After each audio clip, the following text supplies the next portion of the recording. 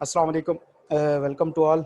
और जहाँ तक आज हमारी क्लास में इकट्ठे होने का पर्पज़ है, उसमें यह था बेटा जी, गुजारिश ये कि काफ़ी सारे स्टूडेंट आप में से टेस्ट वगैरह दे रहे थे, काफ़ी सारे क्लासेस ले रहे थे। जो स्टूडेंट क्लासेस ले रही हैं वो ठीक है, उनका चल रहा है, बेहतरीन चल रहा है। लेकिन जो स्टूडेंट क्लास नहीं ले पा रहे थे, तो उनके लिए ख़ास तौर पे एक हमने थोड़ा सा क्या कह सकते हैं, गुडविल जेस्चर हो सकता है हमारी तरफ से, कि हमने कम अज़ कम एक मैंने मतलब अपनी अपनी एक पर्सनल उस पे मैंने कैपेसिटी में किया कि मेरा इरादा ये है कि कम से कम आपको 65-75% जो पोर्शन है ना, वो एक बार फिर से रिवाइज़ करा दिया जाए, साथ में आपको नोट्स भी दे दिए जाएँ क्लास में। क्योंकि हम ऑफ कोर्स काफ़ी सारी चीज़ें एक्सपेरिमेंटल कर रहे होते हैं, जिस तरह के नोट्स था, उसके बाद तैयारी के 2-3 पैटर्न थे। तो हमें उसमें पता चला कि किस तरीके से स्टूडेंट जो है वो बेहतर तैयार कर रहे होते हैं। तो ऑफ कोर्स ये जो रिवीजन क्लास है, इसमें हमारा एक्सपीरियंस और एक्सपोजर जो है वो काफ़ी हद तक बेहतर हो चुका है, क्योंकि 3 या 4 सेशन अब तक हमारे ख़त्म हो चुके हैं। इसमें अटेम्प्ट में भी 2 सेशन चल रहे हैं, एक रेगुलर का, एक क्रैश का। तो इंशाल्लाह काफ़ी फ़ायदा होगा। पहली बात तो ये है कि हमारे जो चैप्टर करने वाले हैं वो 24, 25, 26 और 27 करेंगे। डेली एक चैप्टर हुआ करेगा, जिस तरह आज 24 है, कल 25 होगा, फिर 26 और 27। ठीक हो गया। क्लास के बाद आपको जो भी हम चैप्टर किया करेंगे, इंशाल्लाह उसका नोट्स मैं आपको प्रोवाइड कर दूंगा। उसके बाद ये होगा कि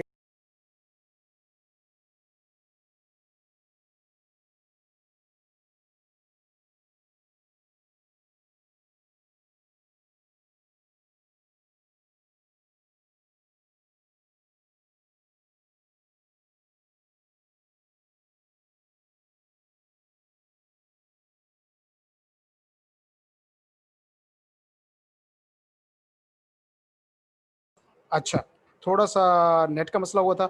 आवाज़ आ रही है आप सबको?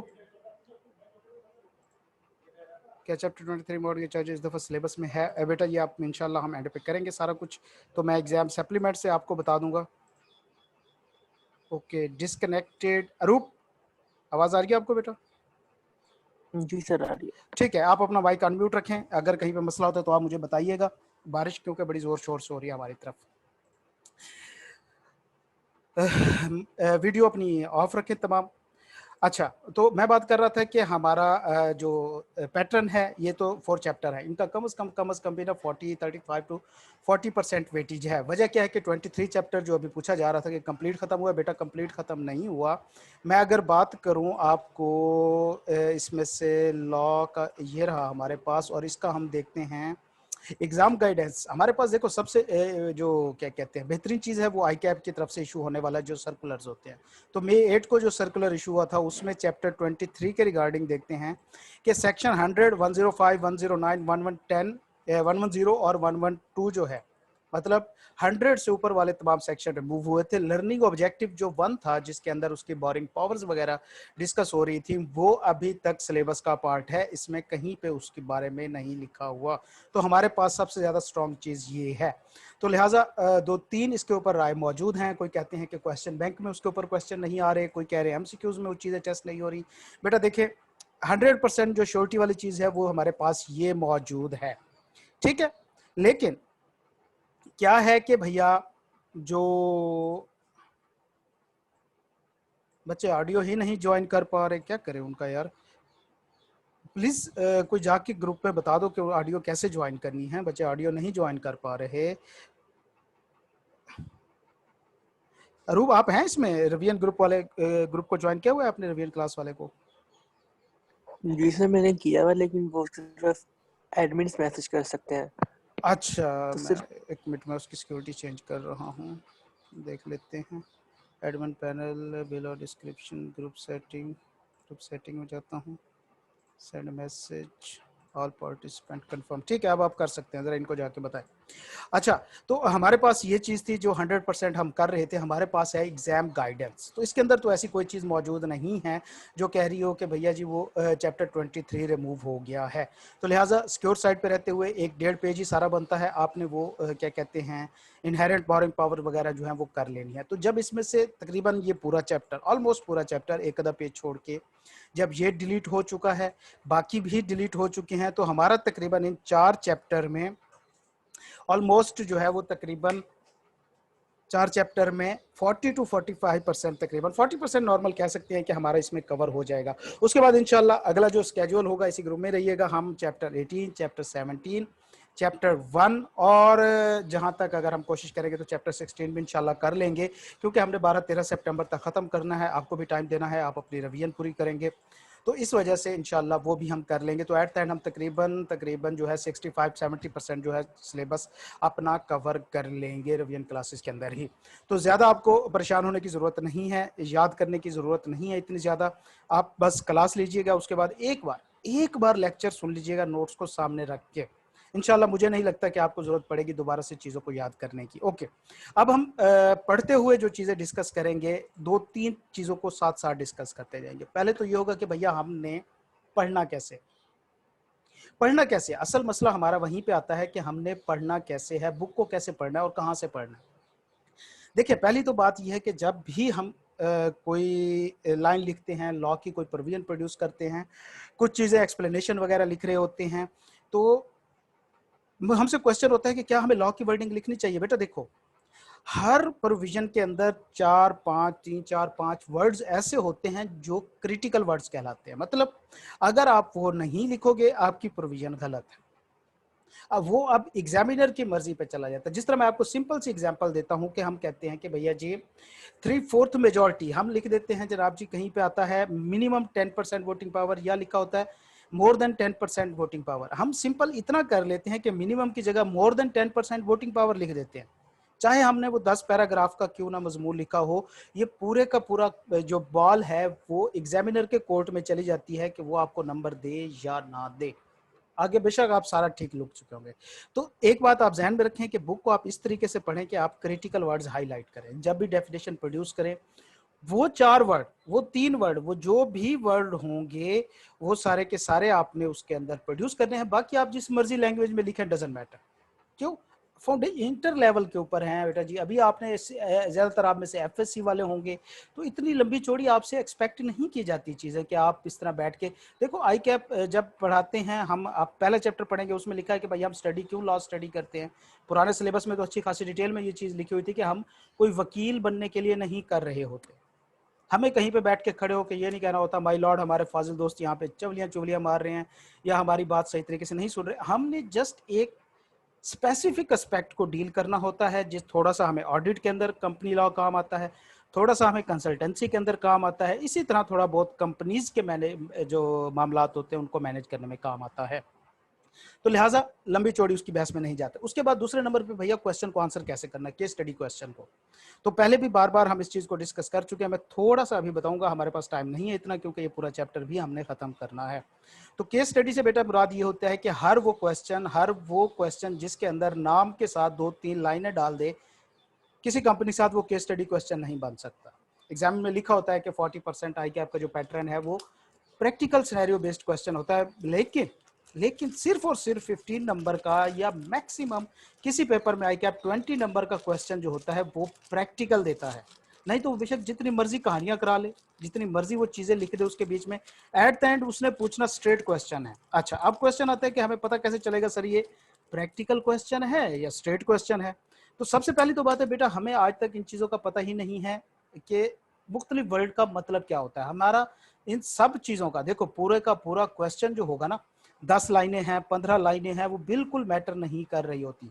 हमारे काम की चीज सिर्फ उसकी रिक्वायरमेंट में, अगर आपने रिक्वायरमेंट को सही तरीके से अंडरस्टैंड करके इवेल्युएट कर लिया कि वो क्या है, तो आप समझ जाएंगे कि क्वेश्चन जो है वो क्या कहते हैं, केस स्टडी है, स्टेट क्वेश्चन है। जिस तरह मैं आपको कहता हूँ, एक 4 नंबर का 5 लाइनों का 6 लाइनों का लंबा चौड़ा सा केस स्टडी और एट द एंड लिखा है narrate the provision regarding above situation blah blah as per companies act 2017। भैया वर्ड जब नरेट आ गया है वहां पे केस स्टडी हो ही नहीं सकता।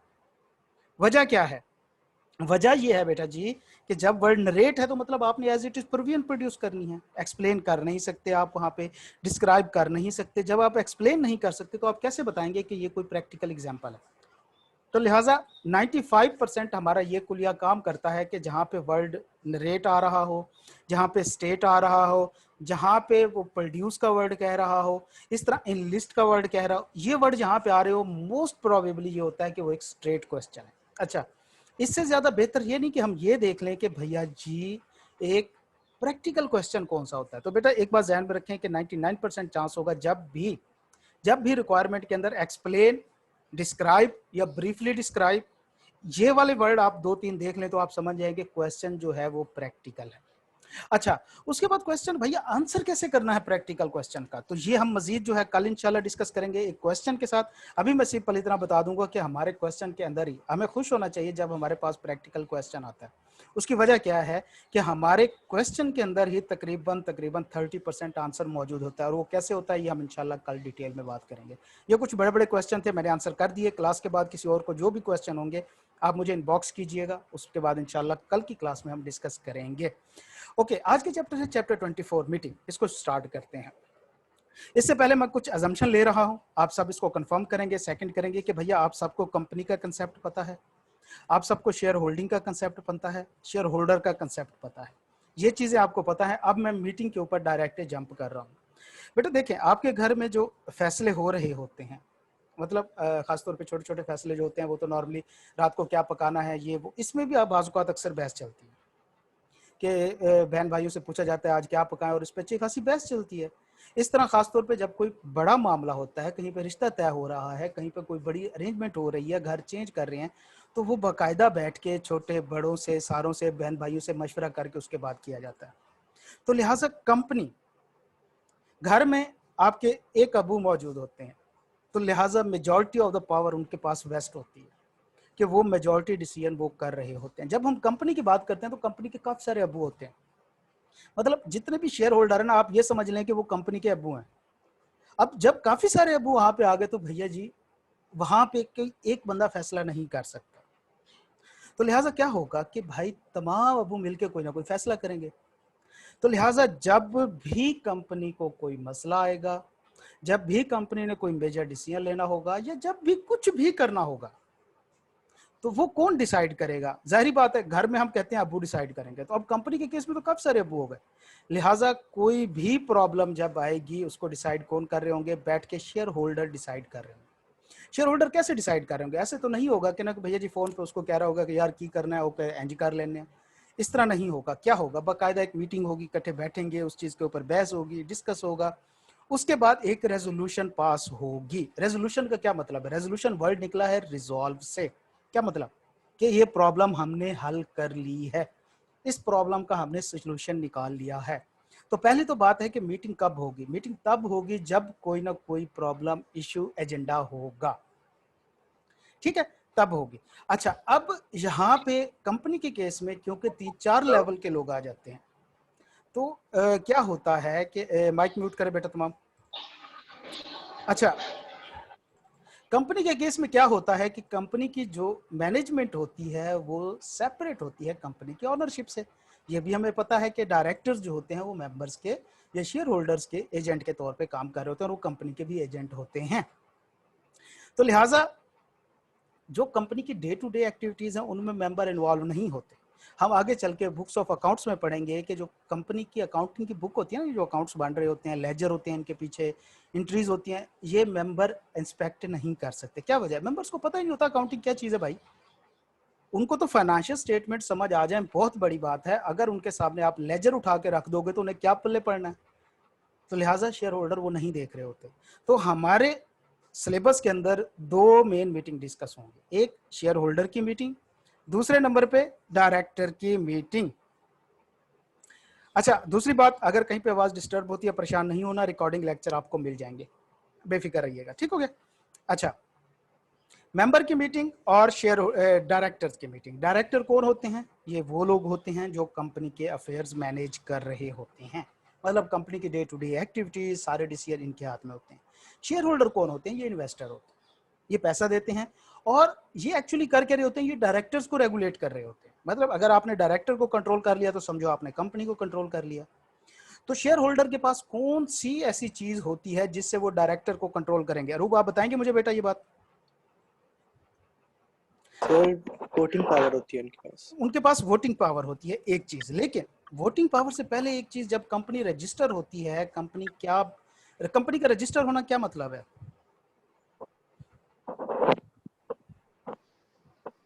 सर उनके पास शेयर होल्डिंग होती है। Thank you. आर्टिकल और मेमोरेंडम का रजिस्टर होना कंपनी की रजिस्ट्रेशन कहलाता है। तो आर्टिकल एक ऐसी चीज होती है, मेमोरेंडम हमने देखा कि उसकी 7 क्लासेस हैं, वो फिक्स, मतलब दुनिया जहान की कोई चेंज हो जाए किसी भी और जगह पे, अगर उन 7 क्लासेस के अलावा कहीं और चेंज है तो वो शेयर उसमें आर्टिकल ऑफ एसोसिएशन में होगी, आर्टिकल में कंपनी की चेंज होगी, मेमोरेंडम में नहीं होगी। तो लिहाजा डायरेक्टर को जो कंट्रोल किया जाता है वो आर्टिकल से किया जाता है। क्यों? हमारी वोटिंग जो अपॉइंटमेंट का तरीकाकार है वो भी वहीं पे लिखा होता है, डायरेक्टर्स की अथॉरिटीज, पावर, सारा कुछ आर्टिकल में लिखा होता है। ये भी हम आगे चल के पढ़ेंगे इंशाल्लाह। तो ये चीजें जो हैं आर्टिकल के थ्रू जो होती हैं, मेंबर्स वो डायरेक्टर को मैनेज कर रहे होते हैं, डायरेक्टर को कंट्रोल कर रहे होते हैं। डायरेक्टर जो है वो कंपनी के अफेयर्स देख रहे होते हैं। अब बात आती है कि डायरेक्टर को कंट्रोल करना हो तो कोई प्रॉब्लम आएगी, ऑफ कोर्स कोई डायरेक्टर अपॉइंट करना है, रिमूव करना है या कुछ भी ऐसा करना होगा तो क्या करेंगे? मेंबर्स जो होंगे वो एक रेजोल्यूशन पास करेंगे। रेजोल्यूशन कब पास होगी? जब मीटिंग होगी। तो मीटिंग में बैठ के वो डायरेक्टर्स के बारे में डिसाइड करेंगे। डायरेक्टर क्या करेंगे? अब डायरेक्टर ने भी तो काम करना है, हो सकता है कंपनी ने कोई कंट्रैक्ट करना है, ऐसे तो नहीं होगा एक डायरेक्टर उठेगा जाके कंट्रैक्ट कराएगा, नहीं। क्यों? डायरेक्टर, मिनिमम डायरेक्टर की हमने लिमिट पड़ी हुई है, तो लिहाजा डायरेक्टर भी जब कोई डिसीजन लेंगे तो वो भी मीटिंग में लेंगे और वो भी रेजोल्यूशन के थ्रू लेंगे। सॉरी। अच्छा, तो मैंने कहा कि हमारे सिलेबस में 2 टाइप की मीटिंग शामिल हैं, जनरल मीटिंग और बोर्ड ऑफ डायरेक्टर मीटिंग। अच्छा, पहली तो बात है बेटा, जब जहां पे भी वर्ड जनरल मीटिंग आए पहले नंबर पे आपने ध्यान में ये रख लेना है कि ये शेयर होल्डर की मीटिंग होगी।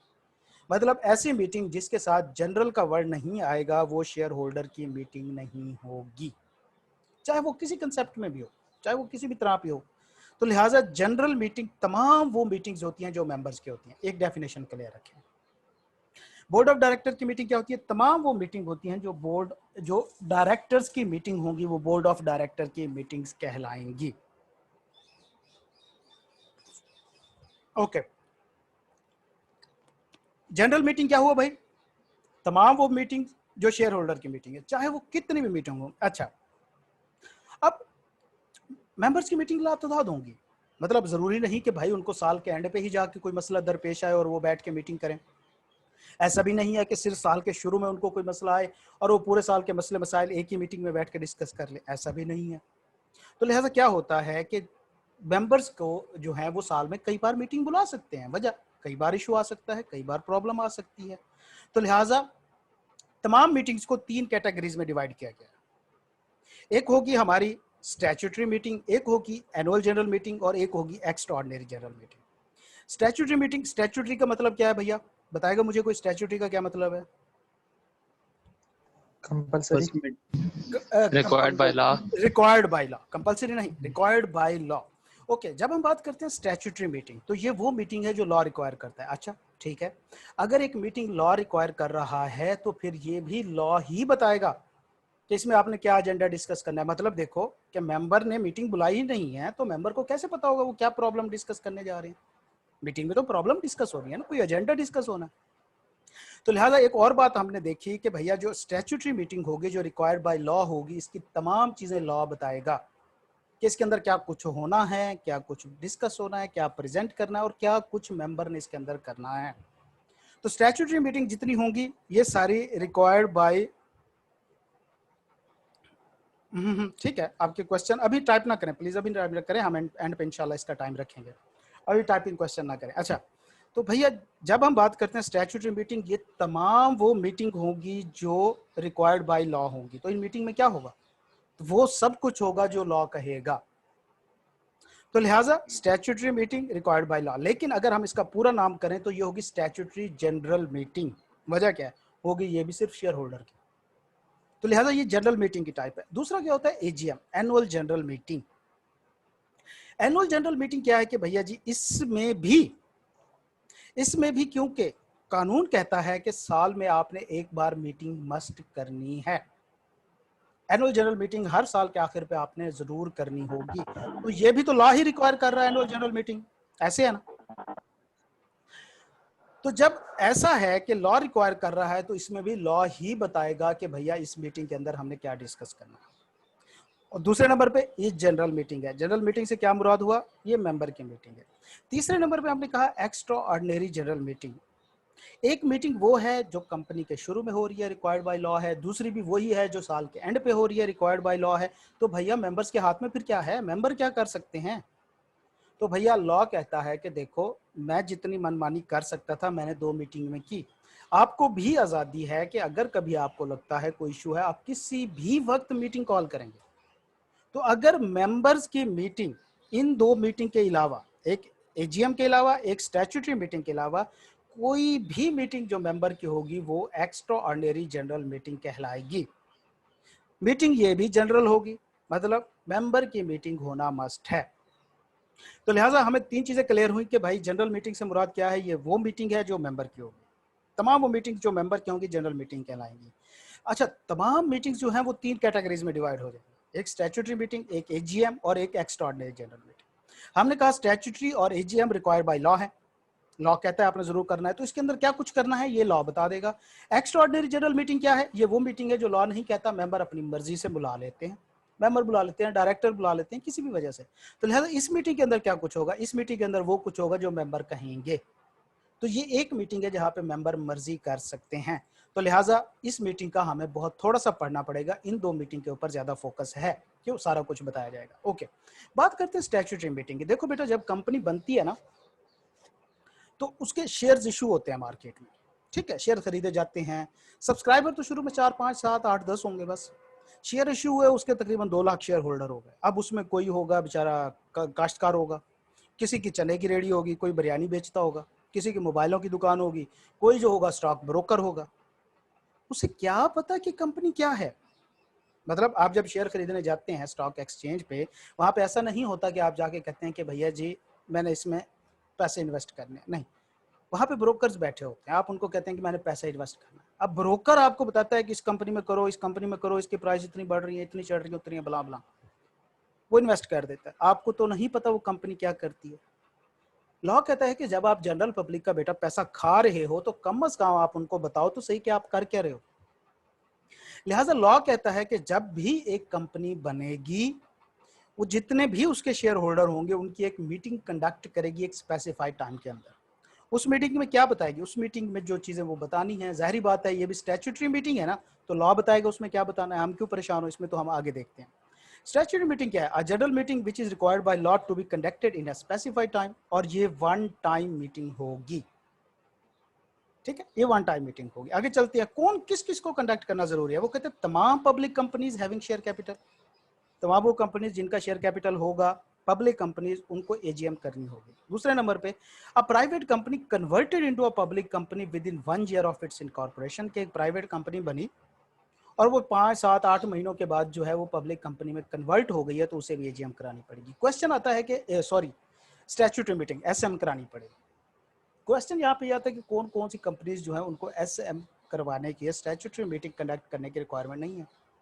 हम कहेंगे तमाम वो कंपनीज जो कि पब्लिक कंपनीज नहीं होंगी। पब्लिक कंपनीज नहीं है तो कौन सी कंपनीज हो जाएंगी, प्राइवेट हो जाएंगी भैया।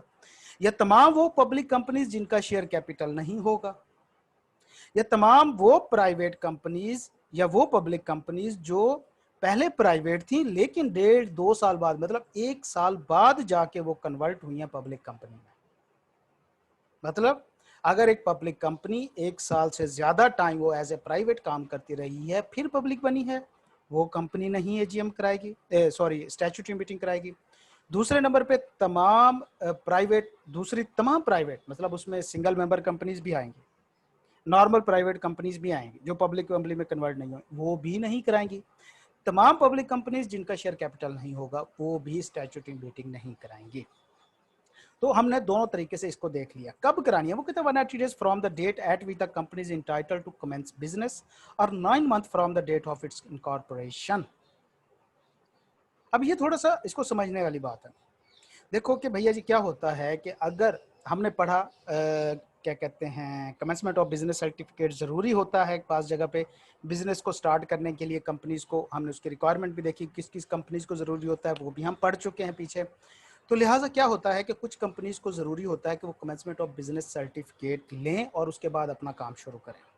हम एग्जांपल लेते हैं कि एक कंपनी 1 मार्च को जो है, या नहीं सिंपल करते हैं 1 जुलाई को जो है वो इनकॉर्पोरेट हो रही है। ठीक है, और इस कंपनी को रिक्वायर है कि वो commencement of business certificate obtain करे। तो क्या होता है कि भैया जी 1 जुलाई को वो कंपनी बनती है, 30 जुलाई को वो कमेंसमेंट ऑफ बिजनेस का सर्टिफिकेट ले लेती है। तो उसके पास क्या टाइम होगा, अब उस 30 दिन के अंदर मतलब 31 जुलाई से आगे 180 डेज होंगे, मतलब आगे 6 माह के अंदर अंदर उसने स्टैट्यूटरी मीटिंग कंडक्ट करनी होगी। दूसरा केस ये होता है कि 1 जुलाई को वो कंपनी बनी है लेकिन 3-4 महीने गुजर गए, अभी तक उसने कमेंसमेंट ऑफ बिजनेस सर्टिफिकेट नहीं लिया।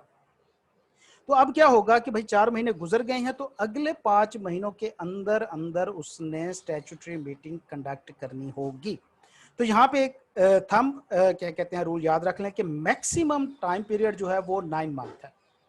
मतलब कोई भी कंपनी होगी जिसको स्टैट्यूटरी मीटिंग कंडक्ट करना जरूरी होगा, वो with in 9 month of its incorporation must करेगी। मैक्सिमम 9 मंथ है। हाँ, अगर वो कंपनी सर्टिफिकेट ऑफ बिजनेस जो है, कमेंसमेंट ऑफ बिजनेस सर्टिफिकेट जो है वो पहले ले लेती है, तो जिस दिन वो सर्टिफिकेट लेगी उसके 6 मंथ मतलब 180 डेज के अंदर उसने मीटिंग कंडक्ट करनी होगी।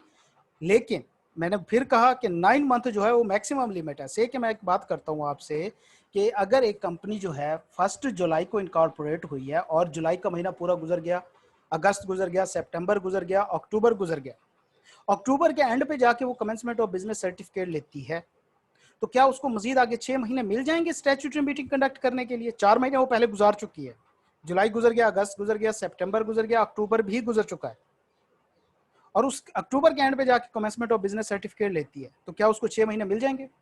आंसर कीजिए जरा। नहीं नो मिल, सर। नहीं।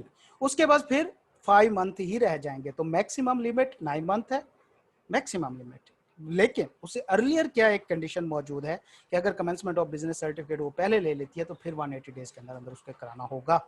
तो ये टाइमिंग है। बाकी एक छोटी सी मीटिंग है कि अगर एक कंपनी जो है वो उसकी एजीएम पहले आ जाती है तो उसको ऐसे, ये आप रटा मार लें, इसको समझाने गए तो हमारा टाइम निकल जाना है। स्टैट्यूटरी रिपोर्ट क्या होता है? देखो, लॉ ने कहा ये मीटिंग कंडक्ट करनी है तो फिर लॉ ही बता रहा है अब उसमें क्या करना है। तो लिहाजा लॉ कहता है कि आपने ये मीटिंग कंडक्ट करनी है तो ऑफ कोर्स शेयर होल्डर को कुछ ना कुछ इन्फॉर्मेशन देनी होगी। तो जब आप उनको इन्फॉर्मेशन देंगे तो फिर ऐसे तो नहीं होगा कि नहीं उनको मैसेज कर दें, व्हाट्सएप कर देंगे इन्फॉर्मेशन, नहीं। लॉ कहता है कि आप एक रिपोर्ट तैयार करके भेजेंगे मेंबर्स को। अच्छा, अब हम इसको पढ़ते जाएंगे, एट द एंड जाके सम अप करेंगे इस चीज़ों को। वो कहते हैं स्टैट्यूटरी रिपोर्ट क्या है? Report which is required to be considered and approved in statutory meeting, ठीक है, और ये 21 दिन पहले मस्ट जानी चाहिए मीटिंग से। इसके अंदर क्या होगा? Number of share allotted for cash और for other than cash. In case of share allotted for consideration other than cash shall include complete detail of such consideration, total cash received जितना भी आया गया, और उसके बाद summary of receipt and payment account, particular of director, officer वगैरह, detail of commission paid, ठीक है, particular of any contract to be modified, extent of, ये रटे वाली चीजें हैं बेटा। अच्छा, अब मैं आपको बताता हूँ कि भैया लॉ कहता है कि जब भी कोई कंपनी स्टैट्यूटरी मीटिंग करेगी ना, वो एक स्टैट्यूटरी रिपोर्ट बनाएगी जिसके अंदर ये 9 पॉइंट इंक्लूड होंगे। 9 पॉइंट तो इंक्लूड हो गए, लेकिन इसमें पहले 4 पॉइंट अगर हम गौर से देखें तो ये कैश रिलेटेड है, मतलब इसमें कैश की हैंडलिंग हो रही है। और ये वो चीजें हैं, देखो, अगर आप कहते हैं कि भैया जी एक डायरेक्टर जो है वो हमारी कंपनी में, जनाब जी अरूप जो है वो डायरेक्टर है, तो सिंपल सी बात है, अरूप सामने बैठा, जाके देख लो। लेकिन अगर आप कहते हैं कि भैया हमारी कंपनी जो है उसने 3.5 लाख के शेयर कैश इशू किए हैं, 5 लाख के share without consideration cash issue किए हैं, कैसे पता चलेगा? कोई शेयर टेंजिबल चीज थोड़ी है, कैश तो अब तक खप खूब किया होगा। तो लिहाजा जाहिर बात है कैश वाली जो चीज है इनको वेरीफाई नहीं किया जा सकता। तो लॉ कहता है कि भाई तमाम वो चीजें जो कैश वाली होंगी आपने उनके ऊपर ऑडिटर की रिपोर्ट लेनी है। तो क्या होगा? हम एक स्टैट्यूटरी रिपोर्ट प्रिपेयर करेंगे जिसके अंदर ये 9 पॉइंट लिखेंगे। उसके बाद इन 4 पॉइंट के ऊपर हम एक ऑडिटर की रिपोर्ट लेंगे। ऑडिटर चेक करेगा और देखेगा कि भाई क्या तमाम कैश वगैरह जो हैं इन्होंने जो बताया है वो ठीक ठीक हो गए हैं। उसके बाद वो साइन एंड स्टैम्प कर देगा। अब क्या हुआ? हमने एक रिपोर्ट प्रिपेयर की, उसके साथ ऑडिटर से रिपोर्ट ली, वो लगाएंगे, और 21 दिन पहले पहले हम मेंबर्स को भेज देंगे। स्टैट्यूटरी रिपोर्ट जो है वो 21 दिन पहले पहले मेंबर को भेज देंगे। अच्छा, मजीद आगे चलते हैं। जाहिर बात है रिपोर्ट भेजिए तो भाई किसी के तो साइन होंगे ना, ऐसे तो नहीं होगा कि भाई बस फ्रॉम द कंपनी, किसने भेजी है, कोई अता पता। तो लिहाजा रिपोर्ट के ऊपर साइन होने चाहिए। क्या होगा? Report should be certified by CEO and at least 1 director of a company. और अगर कंपनी लिस्टेड है, पब्लिक कंपनी की कितनी टाइप होती है मुझे बताएगा कोई जरा जल्दी से? दो टाइप्स होते हैं, कौन कौन सी बेटा? Listed and unlisted. बिल्कुल, लिस्टेड और अनलिस्टेड दो टाइप की कंपनीज होती हैं। अगर तो वो अनलिस्टेड कंपनीज हैं तो वो सिर्फ दो लोग साइन करेंगे, एक सीईओ करेगा और कोई डायरेक्टर कर रहा होगा। लेकिन अगर कंपनी लिस्टेड है तो फिर तीन लोग साइन कर रहे होंगे, एक सीईओ कर रहा होगा, एक डायरेक्टर कर रहा होगा और एक सीएफओ कर रहा होगा। तो क्या हुआ, स्टैट्यूटरी रिपोर्ट की प्रोविजन हमें क्या कहती है? वो कहता है कि जब भी एक कंपनी जो है स्टैट्यूटरी मीटिंग कंडक्ट करेगी उससे 21 दिन पहले, मीटिंग से 21 दिन पहले क्या करेगी, एक स्टैट्यूटरी रिपोर्ट प्रिपेयर करेगी जिसमें ये 9 पॉइंट लिखेगी। ऑडिटर की रिपोर्ट लेगी, उस स्टैट्यूटरी रिपोर्ट के साथ लगा देगी। उस रिपोर्ट को अगर तो वो अनलिस्टेड कंपनी है तो वो दो लोगों से साइन करा लेगी, लेकिन अगर वो कंपनी जो है लिस्टेड है तो वो तीन लोगों से साइन करा देगी। तीनों से साइन कराने के बाद मेंबर्स को 21 दिन पहले उन्होंने ये स्टैट्यूटरी रिपोर्ट भेज देनी है। किस किस को मजीद फाइल करनी है, मतलब 1 copy of report along with auditor report shall be file. जाहिर बात है, एक रिपोर्ट है तो हमने कहा कि भाई देखो, अच्छा एक और चीज भी जहन में रख लें, जब भी कंपनी स्पेशल रेजोल्यूशन पास करेगी रजिस्ट्रार को मस्ट फाइल करेगी। मतलब अब क्वेश्चन आता है आर्टिकल में अमेंडमेंट होनी है, क्वेश्चन आता है मेमोरेंडम में अमेंडमेंट होनी है, क्या तरीकाकार है? भैया देखो, आर्टिकल और मेमोरेंडम में अमेंडमेंट जो है वो स्पेशल रेजोल्यूशन के थ्रू होगी। पहला पॉइंट हमारे पास ये होगा हमेशा, 4 पॉइंट तो आप रट लें। भाई क्या होना है, स्पेशल रेजोल्यूशन पास करो, सबसे पहले जनरल मीटिंग कॉल करो। क्यों? स्पेशल रेजोल्यूशन सिर्फ जनरल मीटिंग में पास हो सकती है। क्यों? सिर्फ मेंबर पास कर सकते हैं, तो मेंबर की जितनी मीटिंग होंगी वो जनरल मीटिंग होगी। तो जब इस तरह का क्वेश्चन आए आपके पास 4 पॉइंट मस्ट रटे होने चाहिए। Call a general meeting, pass a special resolution, amend the article और memorandum, file with registrar within 15 days या 14 डेज, जो भी इसकी टाइम लिमिटेशन हो, 15 डेज की नॉर्मल है। तो भैया ये 4 स्टेप आपने मस्ट लिखने हैं। तो लिहाजा तमाम रिपोर्ट्स, तमाम रेजोल्यूशंस रजिस्ट्रार को मस्ट फाइल होंगी। जनरल प्रोविजन क्या है? To pass any resolution shall be given to member as per company, director are required to available list of member. ये आप बिल्कुल भी इंपॉर्टेंट नहीं है, आप इनको काट दीजिएगा, ये जस्ट एक अंडरस्टैंडिंग के लिए आपने पढ़ना पड़ लें। हमें क्या पता चला स्टैट्यूटरी मीटिंग, सबसे पहले ये जनरल मीटिंग है। दूसरे नंबर पे हर कंपनी को जो कि ये वाला क्राइटेरिया सेटिस्फाई करे, कौन सा? पब्लिक कंपनी और प्राइवेट कंपनी जो कि पब्लिक कंपनी में कन्वर्ट हो गई हो विद इन 1 ईयर, इन सारों को करनी पड़नी है। कब करनी है? मैक्सिमम 90 दिन और अर्लियर ऑफ, तो फिर अगर कहते हैं कि कमेंसमेंट ऑफ बिजनेस का सर्टिफिकेट है तो 180 डेज के अंदर। इसमें क्या होगा, इसमें एक रिपोर्ट बनाई जाएगी जिसको स्टैट्यूटरी रिपोर्ट कहते हैं, उसके अंदर ये 9 पॉइंट होंगे। उसके बाद एक ऑडिटर रिपोर्ट ली जाएगी, किन के ऊपर? इन पहले 4 पॉइंट्स के ऊपर एक ऑडिटर रिपोर्ट ली जाएगी। उसके बाद क्या होगा, इस रिपोर्ट को दो लोगों से इन केस अनलिस्टेड कंपनीज, 3 लोगों से in case of listed companies sign कराया जाएगा, साथ में ऑडिटर रिपोर्ट दी जाएगी, एक कॉपी रजिस्ट्रार को सेंड कर दी जाएगी, एक कॉपी मेंबर्स को सेंड कर दी जाएगी 21 दिन पहले। तो ये हमारी स्टैट्यूटरी मीटिंग सिर्फ इतनी सी और कुछ नहीं। अगला क्या है? AGM, annual general meeting. हमने कहा कि ये वो मीटिंग है जो लॉ कहता है आपने साल में एक बार मस्ट करनी है। तो जाहिर बात है जब यहाँ पे लॉ कह रहे हैं तो लॉ ही बताएगा क्या करना है भाई इसमें। अच्छा, वो कहता है annual general companies, all companies except single member companies are required by law to hold an AGM। सबसे पहले मैं आपको बताऊं कंसेप्ट क्या है। अच्छा, हमारे पास 1.25 मिनट रह गए, उसके बाद मीटिंग खत्म होगी, नया लिंक आएगा, फौरन ज्वाइन कीजिएगा, टाइम नहीं है हमारे पास। लॉ कहता है कि जब भी कोई कंपनी जो है, देखो एक साल कंपनी का काम चलता रहा, कंपनी की जो डे टू डे एक्टिविटीज होती हैं कौन मैनेज कर रहा होता है, बताएंगे मुझे जरा? असदुल्ला आप भी बता दें, माइक कौन है आपका? डायरेक्टर्स। डायरेक्टर्स मैनेज कर रहे होते हैं। तो मेंबर को पता होता है कि क्या चल रहा है अंदर, क्या खिचड़ी पक रही है, ये पूरा साल क्या कर रहे हैं? नहीं होता बेटा, बताते हैं साथ साथ, कोई मसला है, इजी ओके। तो बेटा जब मेंबर्स को पता ही नहीं है, हालांकि पैसा तो सारा मेंबर्स का लगा हुआ है, वो कोई भाई पत्तों पे तो नहीं लगा हुआ था ना, या मेंबर्स की कोई हराम की कमाई तो थी नहीं कि जो मर्जी करते हैं। तो लिहाजा लॉ कहता है कि देखो जनरल पब्लिक का जब आप पैसा डबो रहे हो तो आपने क्या करना है, उनको बताना भी है कि भैया आपने पूरा साल क्या किया है। तो लिहाजा साल के एंड पे कंपनी क्या करती है, एक मीटिंग कंडक्ट करती है, जनरल मीटिंग। जनरल मीटिंग किन की होती है? मेंबर्स की। तो मेंबर्स की एक मीटिंग कंडक्ट करती है, उसमें उसने जो पूरा साल किया होता है उसका कच्चा चट्ठा बयान करना होता है कि भैया हम ये कर रहे थे, मतलब फाइनेंशियल स्टेटमेंट देनी होती है, ऑडिटर अपॉइंट करना होता है, डायरेक्टर का इलेक्शन होना होता है, बला बला वो एजेंडेज हम देख लेंगे क्या होगा। तो लिहाजा तमाम कंपनीज को ये करना होता है। All companies except single member companies are required by law to hold an AGM. तो तमाम कंपनीज जिनको जो कि सिंगल मेंबर कंपनीज नहीं होंगी वो कंडक्ट करेंगी। This meeting is required to be conduct every year. Members vote on some resolution. AGM is called by director for the member.